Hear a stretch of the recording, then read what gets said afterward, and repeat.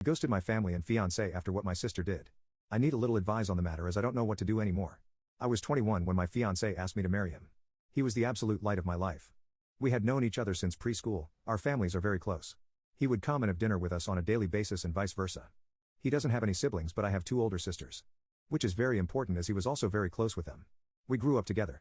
When we started dating, I don't think our parents stopped celebrating for weeks.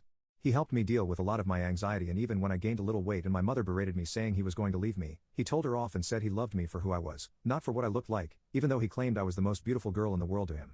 We were only engaged for 6 months before the incident. My middle oldest sister, let's call her Nikki, was a very cold person. She never showed any affection. She only ever opened up to my fiancé as she said she saw him as a brother, and he also helped her through a lot of her dark times such as battling drug addictions and breaking the law.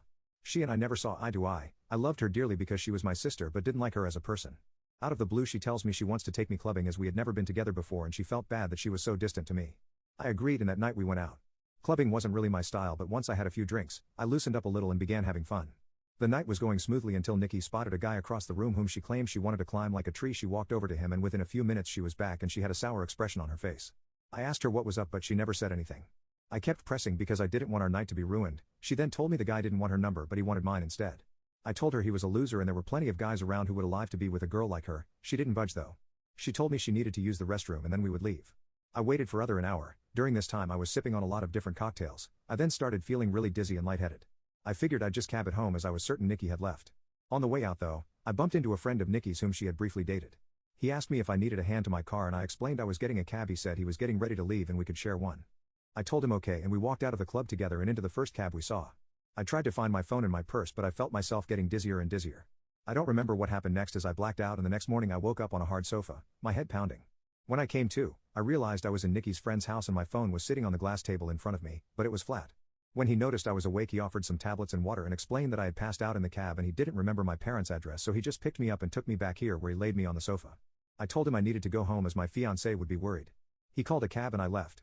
When I arrived at my parents' house, my mother, father, Nikki, my fiancé and his parents were all standing in the living room. I thought they were worried about me but the instant I opened my mouth my fiancé asked how could I do this to him? I tried to explain that my phone went flat but he then went on screaming about how could I cheat on him. I was baffled. Why would he think that? I tried to explain the night's events but I kept getting cut off. Nikki then chimed in and said I was a lying ass and how could I be so heartless to a man who has been there for me through thick and thin. She went on to say I kept flirting with random guys all night and then when she went to the bathroom, she saw me leave with her friend. I told her what had happened and she showed me photos on her phone where as we were leaving, his hand was on my back ushering me outside. Yes, the photo did look horrible and I was so drunk I didn't even realize his hand was on my back at all. My fiancé was so angry, he kept shouting and his mom and mine were both crying. I then asked Nikki to call her friend and he would confirm nothing happened but when she called him, he told a completely different story. He said I begged him to take me back to his and when he did, we slept together multiple times. I saw red and started crying and yelling at Nikki because I knew she had organized this whole thing to make me look bad. I begged my fiancé to believe me, but he just shook his head and left. When everyone had cleared out, my mother slapped me across the face and told me to get out. I left and went to a friend's house where I stayed for a few nights. During those nights I called my fiancé crying and pleading with him to believe me that nothing happened but it all fell on deaf ears as he never returned any of my calls or texts. My mom texted me and told me she was kicking me out and that she couldn't believe I would do such a thing and a lot of hurtful other slurs I don't think I could repeat here. She didn't even give me time to get my things as she threw everything out. I was now homeless. None of my family would take me in, as they chose my fiancé and mother's side. I was homeless and single in less than a day and a half. My entire world had been taken away because of Nikki's lies. Now for weeks I tried everything to get my fiancé back and my family. The limit for me though was when Christmas time had come and I went over to my mother's house to try and reconcile. I was sleeping from couch to couch during this time. When I got to my parents' house, I knocked on the door but no one answered. My friend then called me and told me she just saw on Facebook that my family were in another state celebrating Christmas and they had posted pictures online. Everyone was there, my sisters, parents, grandparents and even my fiancé and his family. When I myself saw the photos, I couldn't stop crying as they all looked so happy. I cried for days and days before deciding to block them all. I even returned my engagement ring.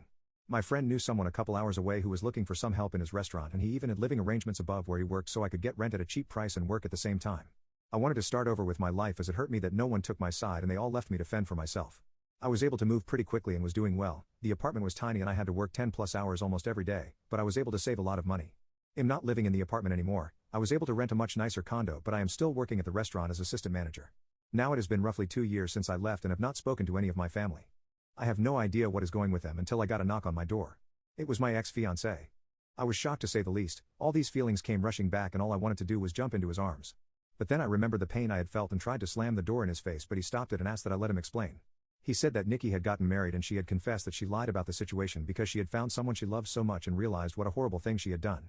I asked him how he found me and he said my friend told him. My entire family had been trying to get in touch with me and want to see me. I told him I needed time to see if I even wanted to have them in my life. He left and I have been a mess since. I don't know what to do. I know I will never ever forgive Nikki. She could rot for all I cared, but it's hard because my other family and fiance didn't know she was lying, but I also felt like they abandoned me too quickly without letting me explain my side.